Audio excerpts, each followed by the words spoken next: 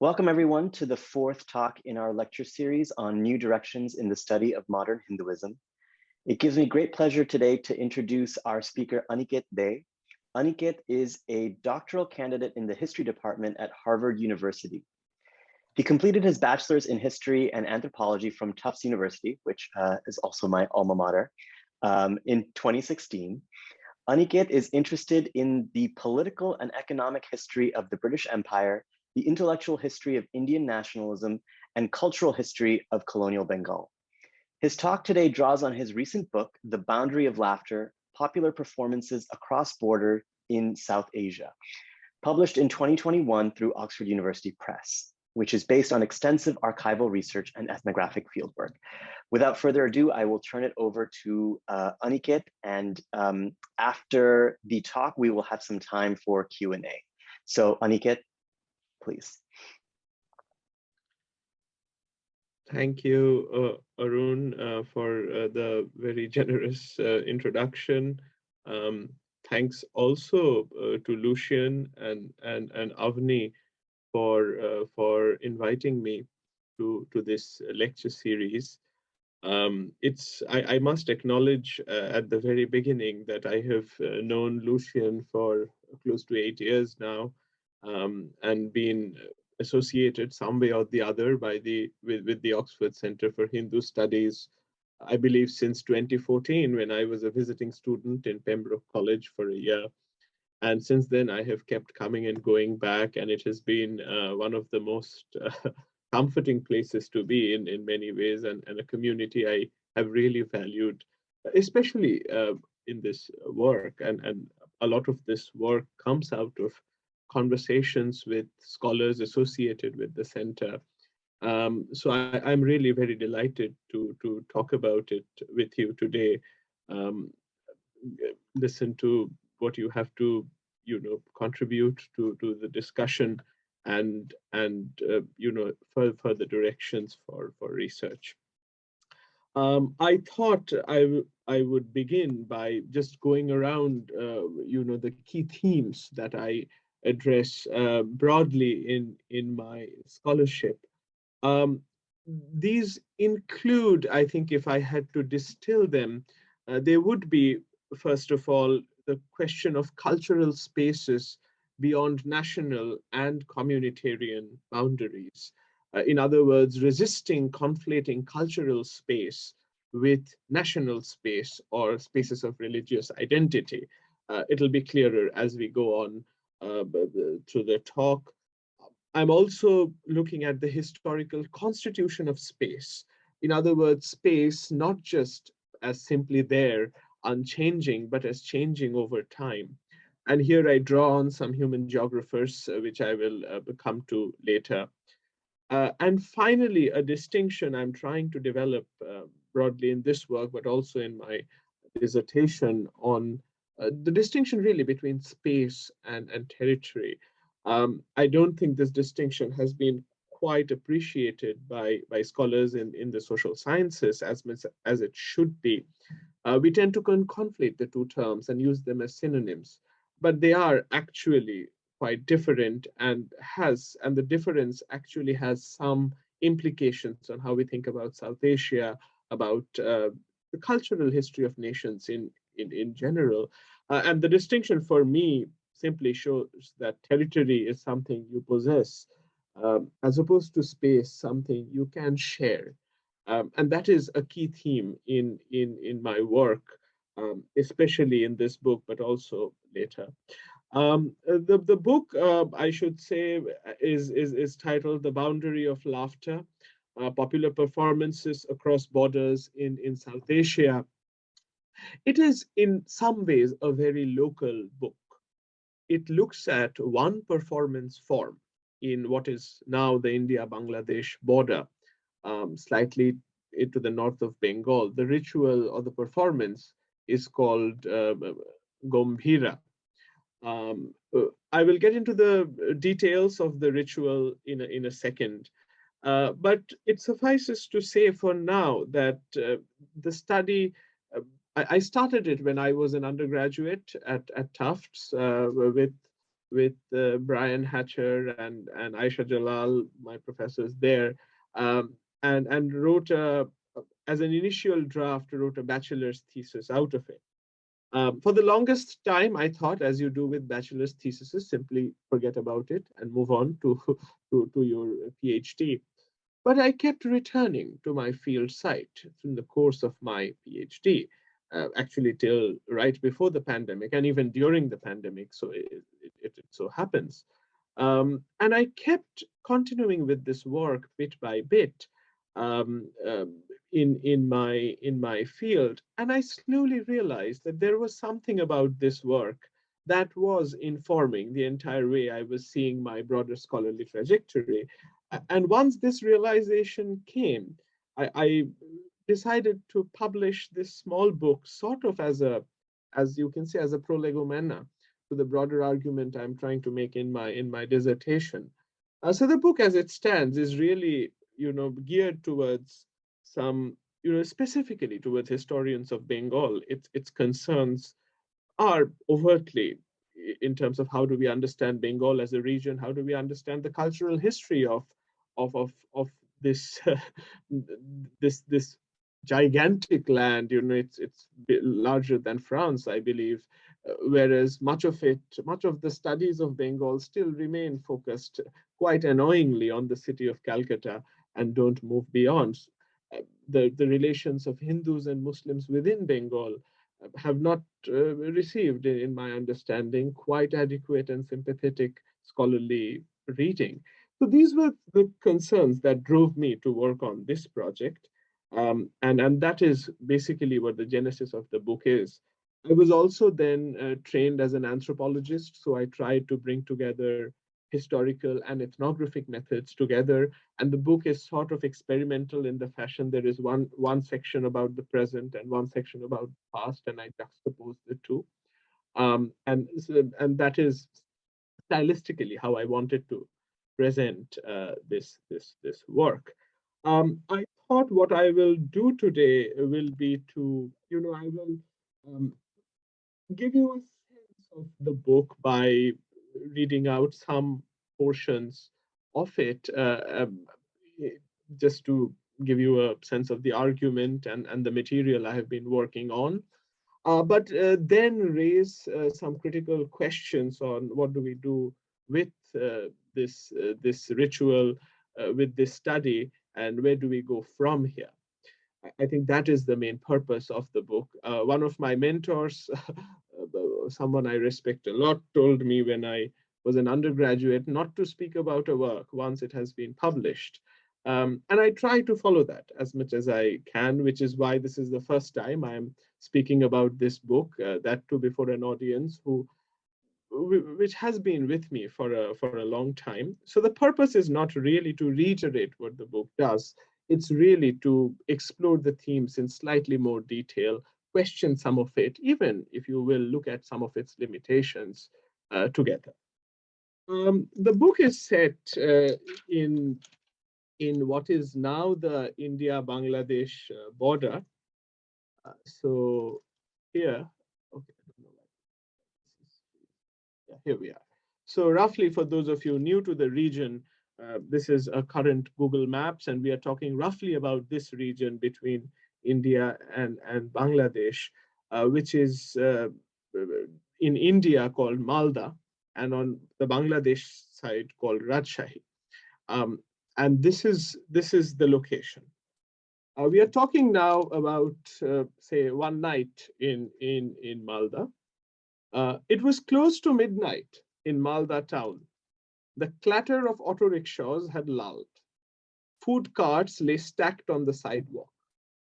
Time and again, trains rumbled over the Mahananda Bridge and trucks boomed towards the Bangladesh border. A crowd of about 50, men, women, and children, sitting in a circle under a blinking street lamp, had gathered to watch a form of street theater known as Gombhira. Amor Mondol, which is the name of the main performer, and three other men with thin red towels tied on their heads were playing the role of four peasants. And the god Shiva, the central character of Gombhira in Malda, was nowhere to be found. And the performers all go around and start calling, Shiva, come out, come out. After several calls and threats, the god tottered from behind the lamppost, carrying a trident and a cell phone. Groggy and irritated, he took off his earphones. So here you see Shiva has arrived. He's kind of drowsy because he's high on weed and whatnot.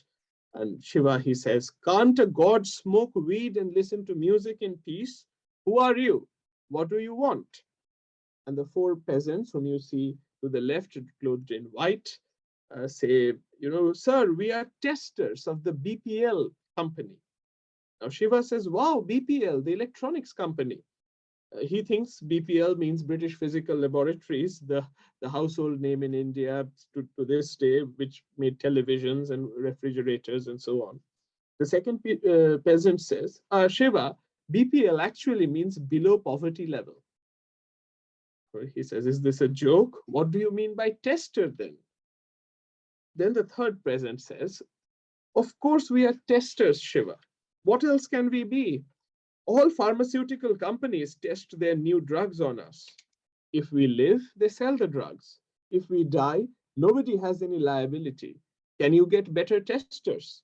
And all of them start singing together. And while we are dying like this, you are smoking weed? What kind of a god are you? Shame on you, Shiva. Shiva tried to protest, but his voice was drowned in cheers from the audience. Children who sit closest to the performers, I think you can see some of them at the back, right next to Shiva in the dark. The children who sat closest to the performers laughed and clapped.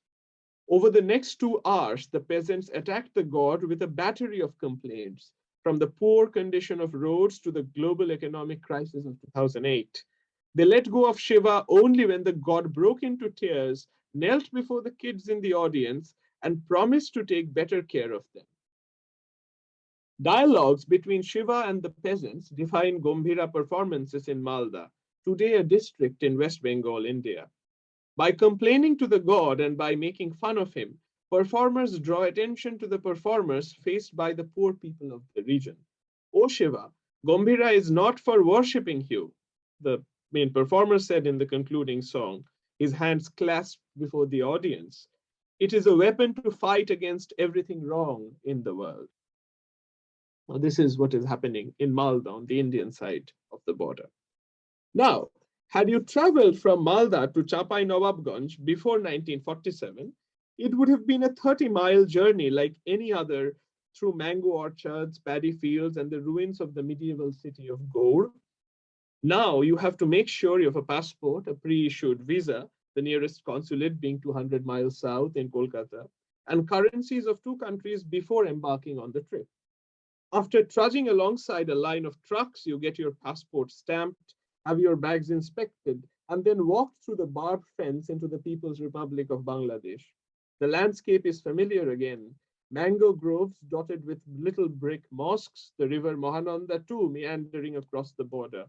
Chapai, like its twin district across the border, is known for Gombhira performances. It was dusk in Chapai, moments after the end of Maghrib, the evening prayer. Men were leaving the house and heading towards the riverfront. You see the river in this picture. It's the same river that's in Malda, where boatmen had cleaned a corner and women had lain reed mats and had hung kerosene lamps from boughs of mango trees. Boughs. Mohidul and Rofik, boatmen of the Mahananda, wore loincloths and conical hats, holding wooden sticks in their hands. Mohidul, sporting a flowing white beard, played the grandfather, Nana, a peasant elder. The young Rofik played his grandson, Nati. Here you see the Nati before he did his makeup. I actually don't have a picture of this specific performance, but it looks something like this. Okay, there is the grandfather with the beard and the Nati there. This is in a more, let's say, designed setting in the city. But let's go back to the performance before, where the grandson said, Nana, where is this river coming from, this river? The grandfather said, the Mahananda, it is coming from India. But that is a different country. Is the river a foreigner? Then the word foreigner was used in English. No, how can you say such things? The river is a part of our country. I do not get it, Nana. If the river is not a foreigner, then why do we divide people who drink its water? A few miles upstream, human beings like us drink the same water from the same river. But they are Indians and we are Bangladeshis. How does that make sense? Rafiq asked a little girl in the audience if it made sense to her. She shook her head. He then showed his palms to the audience. They were covered with sand and silt. Grandson, look at my hands, Nana. Look at the bits of soil on my hands that the river has brought. They have all come down the mountains in foreign countries, referring to the Himalayas. Is the soil of our country a foreigner too? The musicians then began playing the harmonium, a tune that boatmen sing while struggling against the tide in the Mahananda. Mohidul and Rafiq sang together. You may live in a different country, you may follow a different religion, but if the Mahananda brings soil on your palms, you are my brother, you are my sister. A border may divide us, but so what? The same river is our mother. There is no Shiva, as you have realized by now, in the Gombhira performed in Chapai. A peasant elder and his grandson have substituted the god and the peasant. So what? Rafiq grinned when I brought up this difference while chatting with him after the performance. Don't we complain about the same things? Picture the cracks on Rafiq's palm, the lumps of dead skin, the beads of clay, the arteries clogged with atoms of sawdust and jute. He once taught me the details of the landscape of Malda and Chapai using the creases on his palm. The thicker groove above was the big river, Ganga, flowing east. The thin stream cutting downwards, the humbler Mahananda. Note the chunk below my index finger, he said. This is the Barind, the old red land which was forested for many years. Now see the valley sloping down towards my wrist, the new mudflats of the Ganga where we live. At last, the line across his palm, the remnant of a cut from a piece of iron jutting out of the boat. That wound is the border between India and Bangladesh that divides the land, Desh, of Gombhira, he grinned. Not as old as the other lines, but it still hurts. Like the rivers, hillocks, and fields where its performers dwell, the world of Gombhira is far older than the border that cuts through it. The songs of peasants along the Mahananda were part of an old agrarian rites performed in Bengal at least since the late 1600s, worshipping Shiva. The god, as some of you may know, in the Bengali imagination is a fat, lazy, hemp-smoking peasant, very different from the Sanskritic depictions of the god we get, but quite close, I believe, to other regional depictions of Shiva elsewhere in South India and so on. These rites, known as Gajon or Chorok in South Bengal and Gombhira in Malda, were hugely popular village carnivals that featured a variety of performances, including masks, drama, masked dances, reporting of village events, and poetry contests. Peasants from all communities took part and enjoyed these festivities. Even if Muslims and Christians did not take part in the ritual worship of Shiva, they enthusiastically participated and still do in the performances. Songs, dances, and plays around Shiva, in other words, have long been a part of peasant life in Malda across villages and ethnic boundaries. The border, in contrast, is rather new. Newer, in fact, than several songs still sung in Gombhira performances. It is no older than the 47 partition of British India, when Bengal was divided between the two nation states of India and Pakistan, Hindu majority West Bengal in India and Muslim majority East Bengal in Pakistan, which is now Bangladesh. After the final adjustment of the border, 2/3 of erstwhile Malda remained in India, and 1/3, including Chapai Nawabganj, became part of Pakistan. The division was sudden and drastic, and it initiated the gradual migrations of Muslim Gombhira performers to the east. By 1971, when the eastern wing of Pakistan became Bangladesh, a distinct form of Gombhira had developed in Chapai, which had substituted Shiva and the peasants with grandfather and the grandson, the Nana and the Nati. Since then, two sides of the styles of performance have thrived on the two sides of the border.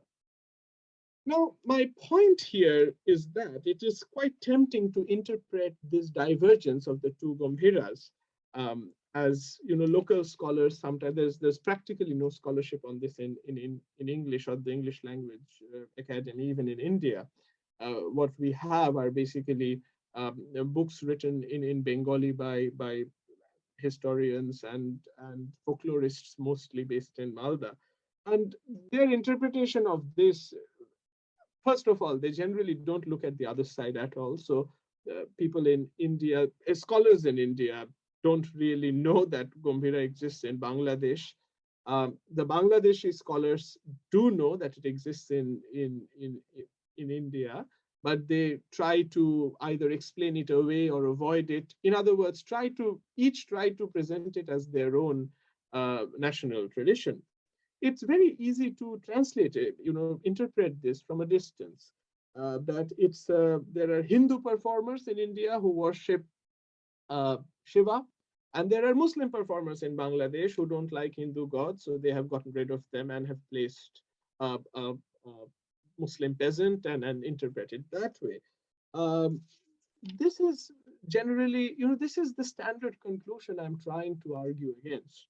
And this is why I presented the first two performances in such great detail to you. It should be clear, extremely clear, that what is going on is about anything but difference between Hinduism and Islam. They are intensely local conversations, talking to both communities on both sides, using symbols in some senses that appeal across communitarian borders.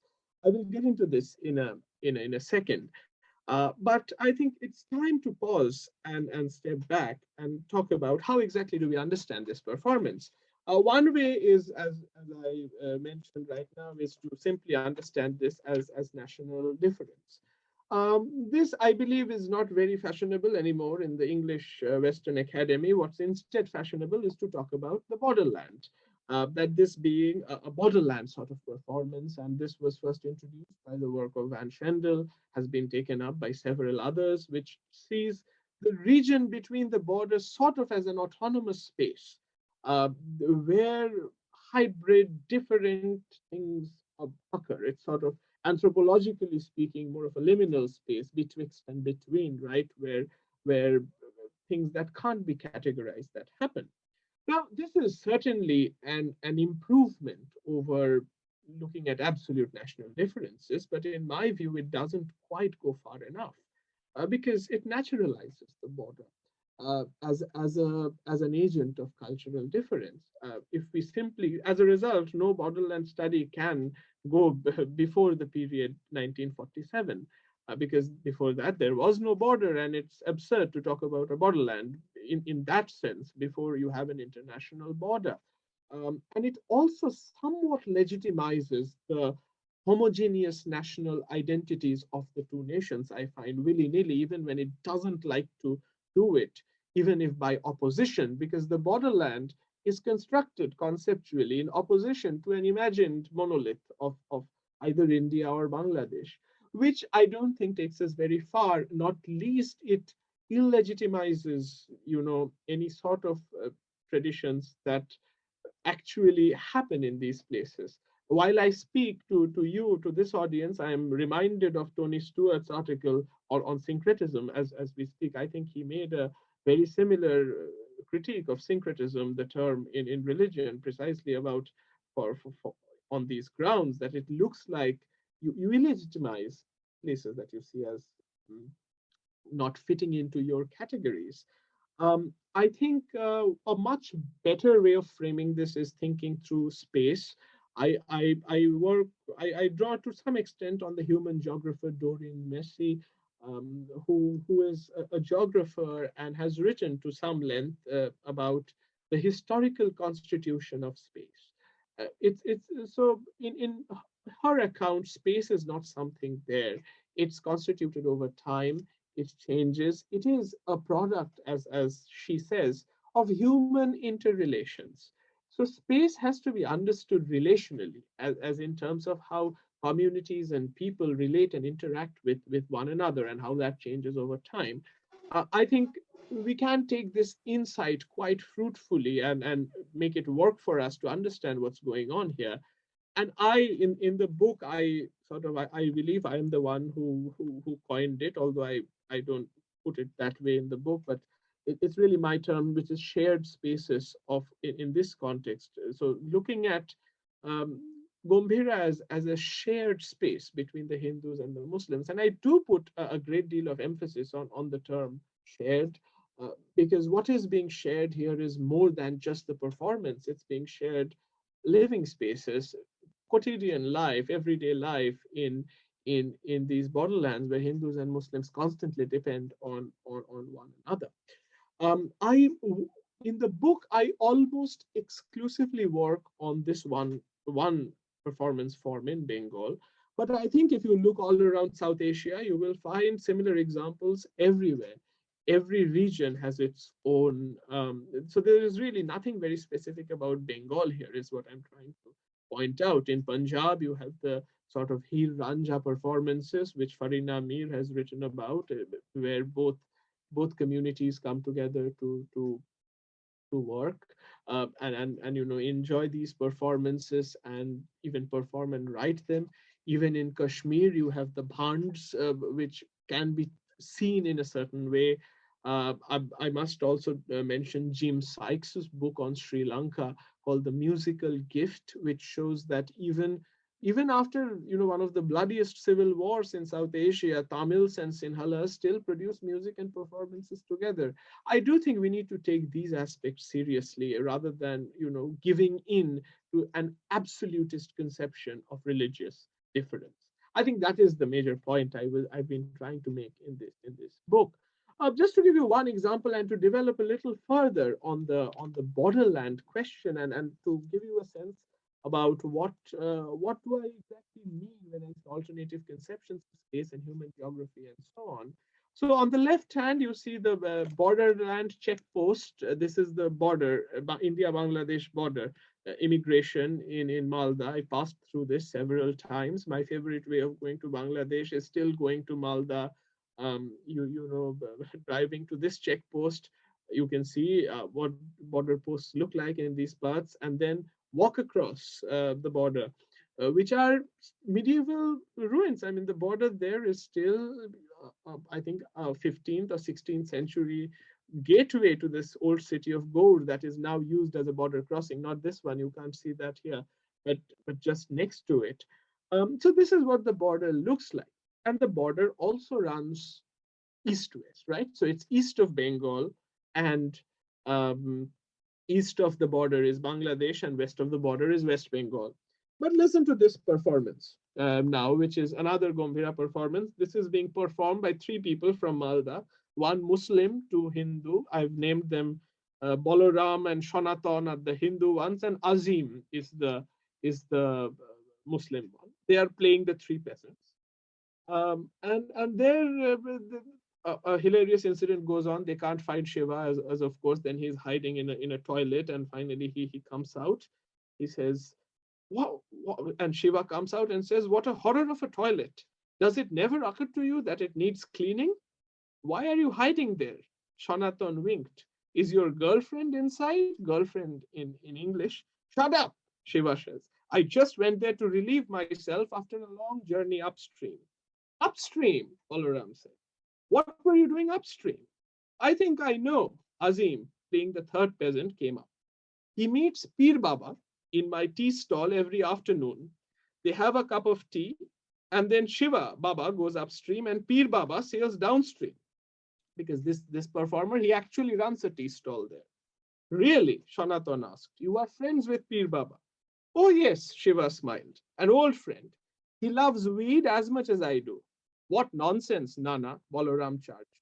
"Here the border divides Hindus and Muslims, and you smoke weed with Pir Baba, you liar and hypocrite." "Oh, come on now, don't be stupid," Shiva said.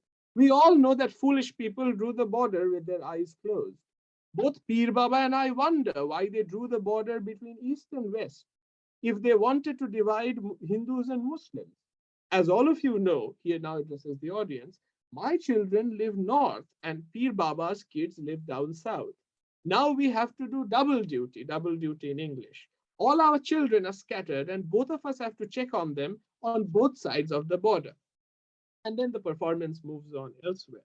So you see my hand-drawn map, which I sketched, and it's actually in the book.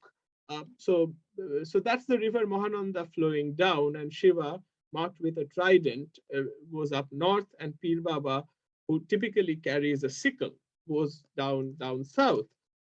Now, the twin roots in Azim's story actually harkens back, I believe, to the two migrations that had transformed the ecology and demography of the region in the late 19th century. Up north, tens and thousands of indigenous peoples from the Shautal Parganas, such as Dhangors, Kol, Pahadis, Oraos, and Shautals, crossed the Ganga and settled in the forested tract known as the Barind. Recruited by the landlords of Malda, they began the formidable task of converting the infamous jungles of the north into rice and maize fields. If you look at the colonial records, the censuses, there is famous Carter's settlement report of Malda from 1934. The clearing of the Barind by indigenous soldiers, indigenous peasants, is all over the place. This is a major ecological transformation that happens in the early 20th century. To this day, if you go to Rajshahi and these villages, you find Christian churches inhabited by Shautals, who are typically, we don't think of Shautals in Bangladesh. Those of you know Bengal, they are thought to be inhabitants of Jharkhand and Bihar and northern Orissa. But just like labor was shipped to the tea plantations of Assam in this period, they were also brought to these regions to clear forests and set up agricultural territory. And at the same time, so this is why he's north. These are more or less Hindu populations. That is why Shiva goes north. Whereas if you look at the south, that the migration associated with the downstream region was somewhat different. Where Pir Baba went, the land was soft and new, made up of particles of sand, clay, and fine silt, deposited by the turbulent Ganga as she slowed down. The settlement of Muslim peasants in these chores was not unusual, for it was common for peasants to move their sites of cultivation as the river changed its course. Again, if you know deltaic Bengal, this is extremely common. We have in the same period evidence of close to 1 million Bengali Muslim peasants migrating to Assam to settle in the chores of the Brahmaputra. Around the same time this happened, it was a basic fact of life in the delta. As the river made new land, she also ate away old ones. The census of 1901 noted the rise of Muslim population in the accretions downstream, which was offset by a slight drop in population upstream, where land had disappeared due to the diluvium. Like the Sautals in the Barind, the Muslim migrants had been uprooted from their older social milieu. Azim, who was the performer, comes from one of these villages who were uprooted below. And in other words, the real difference, it's clear to everyone in the region, lies between the Hindu-ish north and the Muslim-ish south, looking very locally. But the border runs east-west. And I just cite this one example to show you the kind of insights we can get when we bring together archival and ethnographic work and really take conceptions of space seriously in terms of how people think. And this is one reason I have resisted using the term borderland in my scholarship, by and large, because it's also not really the way people think of themselves in there. I'm yet to meet someone who think of themselves as someone living in the borderland. They don't. They think of themselves as other sorts of geographies. Also, may I point out, highly relational ones. The geography of Shiva and Pir Baba, I just told you, has nothing to do with any absolutist concept of either India or Bangladesh, or for that matter, a Hindu or Muslim identity. It has to do with everyday occupations, migrations, and interactions with each other. This is one, and throughout my work, I actually go through several moments of these, beginning from the late 19th century to the present. I also explore the relation between Calcutta and these places like Malda and Rajshahi in great detail, because the relation is actually dialectical and in some sense complex and full of tensions. The gentlemanly elite of Calcutta have a certain sense of what folk culture is and what it does. A term I do not like, and a term I very much contest.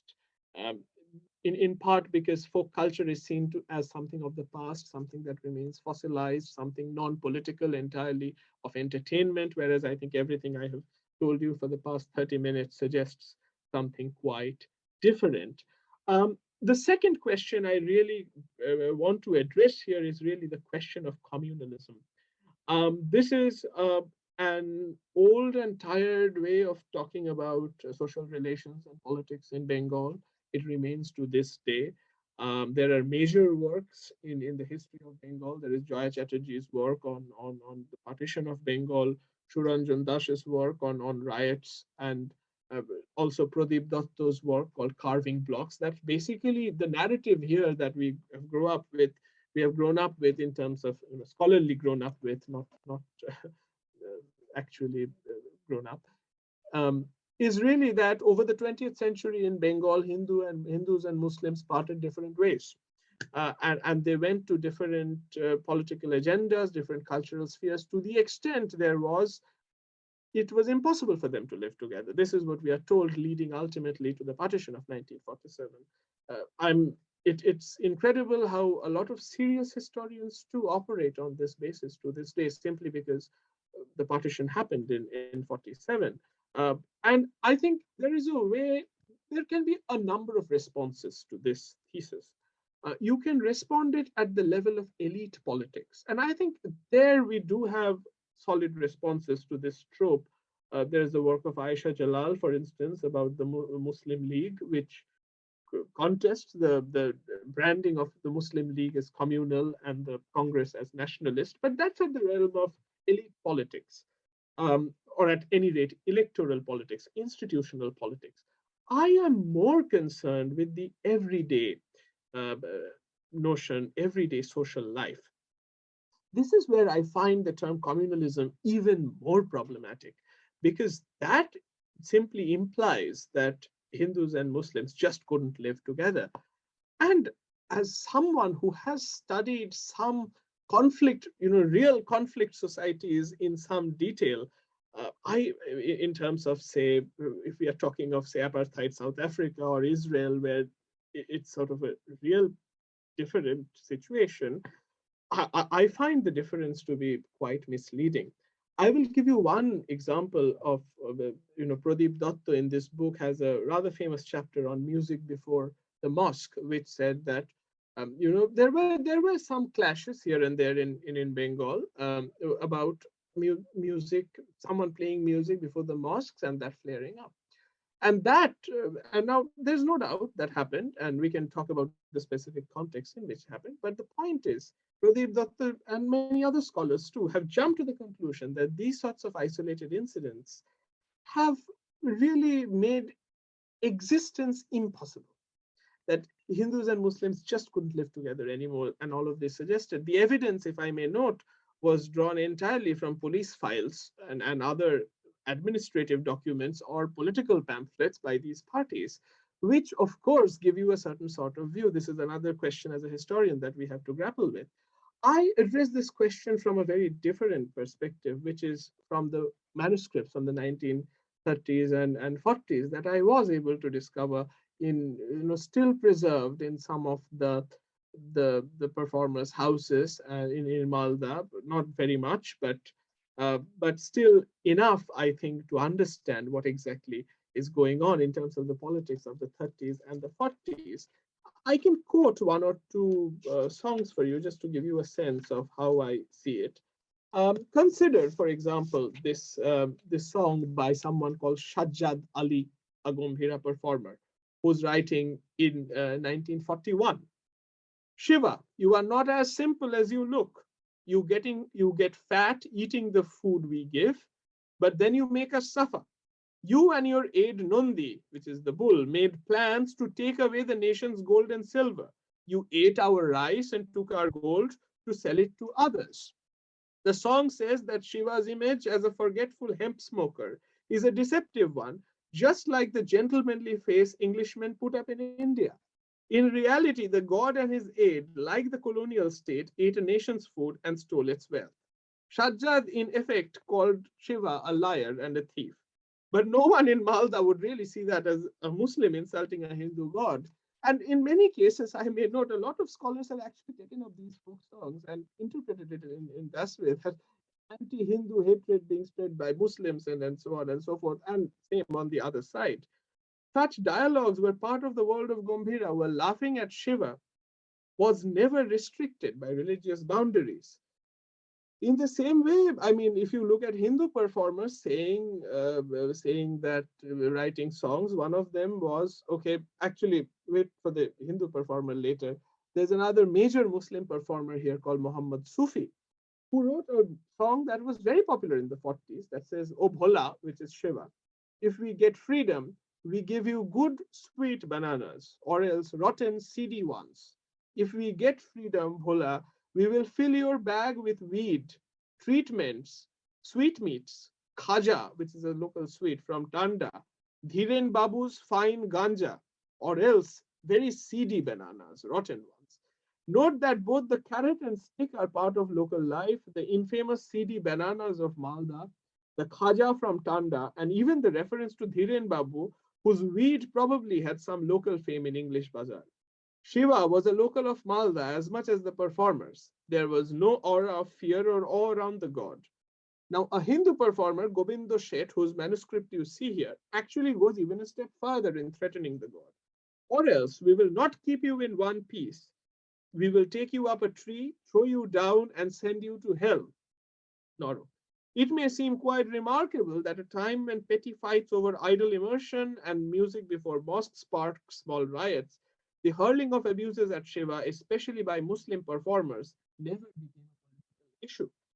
Yet, as we have seen, Gombhira's resilience to elite politics of religious identity was possible only because the popular spaces of social relations between Hindus and Muslims in Malda, the spaces of Tanda's Khaja and Dhiren Babu's Ganja, retained their meanings for both communities. Gombhira performers understood the lived realities of Malda better than many upper caste leaders, that in matters of food, clothes, and most matters of everyday life, Hindu and Muslim peasants still sang the same tune.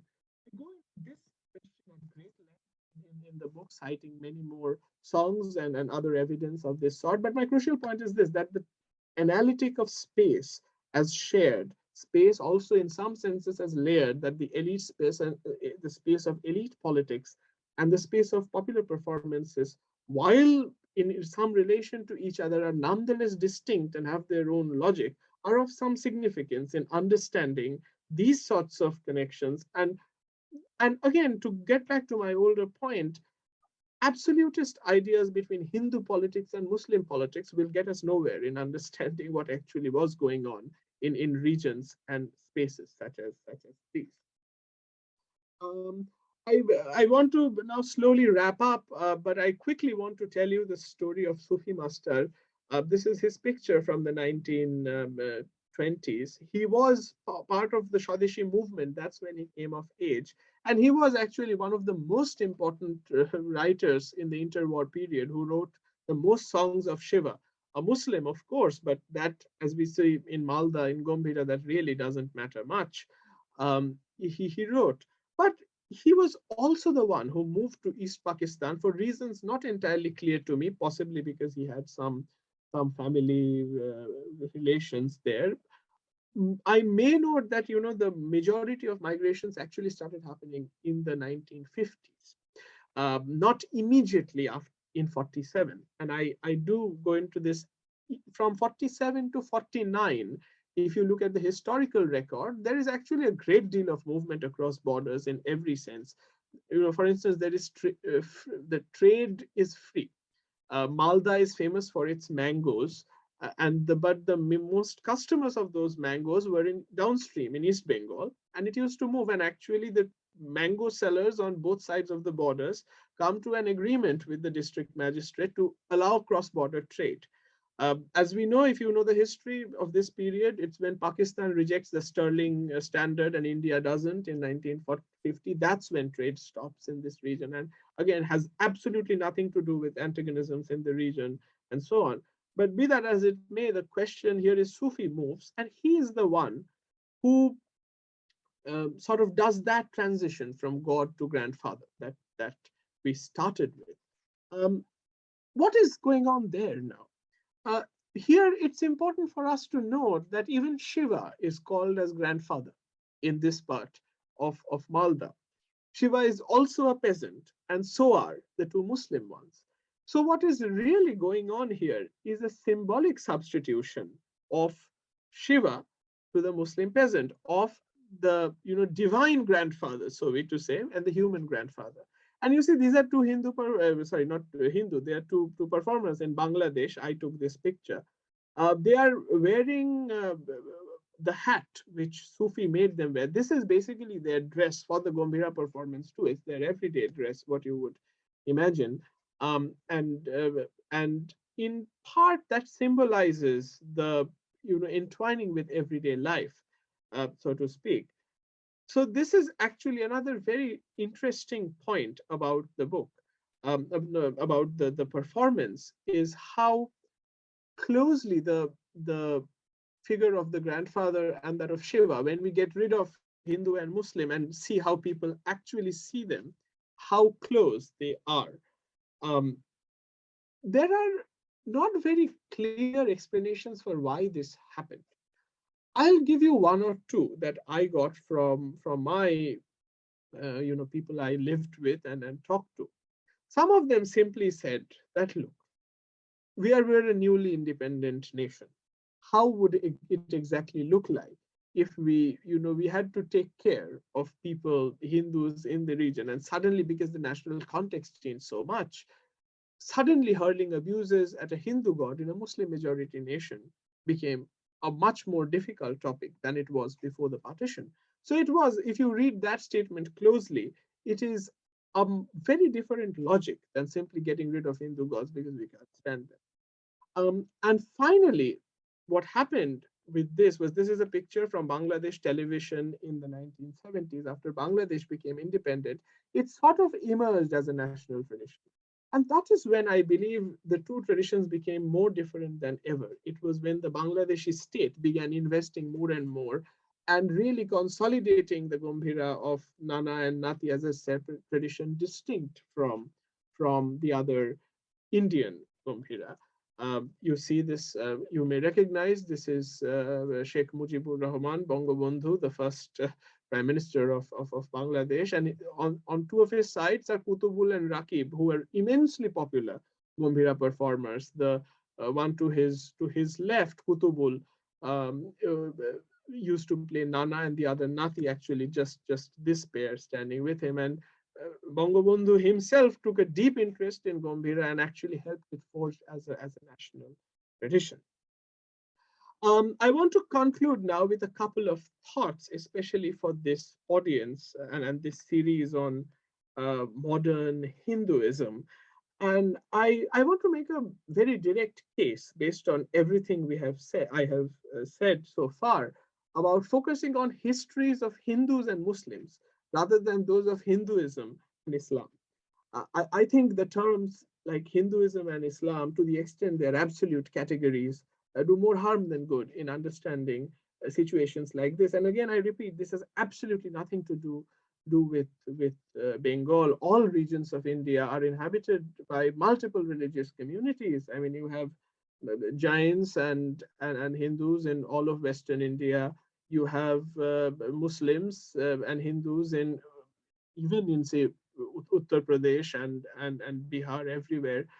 So I really think we need to focus on the lives of people as Hindus and as Muslims. I don't think their religious lives, their social lives, actually depend to the extent we think they do on the ironclad categories of Hinduism and Islam. Those are categories for us. And again, think of the distinction between absolute and relational. I think my preference, as you would have figured out by now, is definitely for the latter. And we can collectively think about what methodological shifts this sort of opposition implies. What tools do we need to rethink? We certainly need to rethink the absolute ideas of space and nation and so on. In Bengal, specifically for Bengal, those of you who work on Bengal, I would make a stronger case for looking beyond Calcutta, not just beyond the space of Calcutta, but through the lens of looking through Calcutta, as if what happens in Calcutta politics, as if, let's say, the difference between the Hindu Mahasabha and the Muslim League in Calcutta or the metropole determine the social history of Bengal everywhere. That's simply not true. And also creatively think the dialectic between the Mufassal, the hinterland, and the metropolis economically and culturally. For the directions, I think I told you I planned this work as a prolegomena because it focused on shared cultural space. I am now in my current dissertation and work have moved from here to using some of the same tools to think about shared political space, whether everyday coexistence across cultural differences translated into the possibility of multiple political communities within one state framework. In other words, having multiple nations in one state. And here, I think my dissertation is basically a cultural and political history of federalism in modern South Asia as a really a robust and resilient alternative to partition and post-colonial nation state, not just as some sort of half-baked legal, constitutional, technical arrangement, but something with real cultural value and political possibility that didn't give into the logic of the colonial nation state, just like I believe the Gombhira performers did. I think I'll stop here and give it to Arun for any questions. Thank you very much for listening.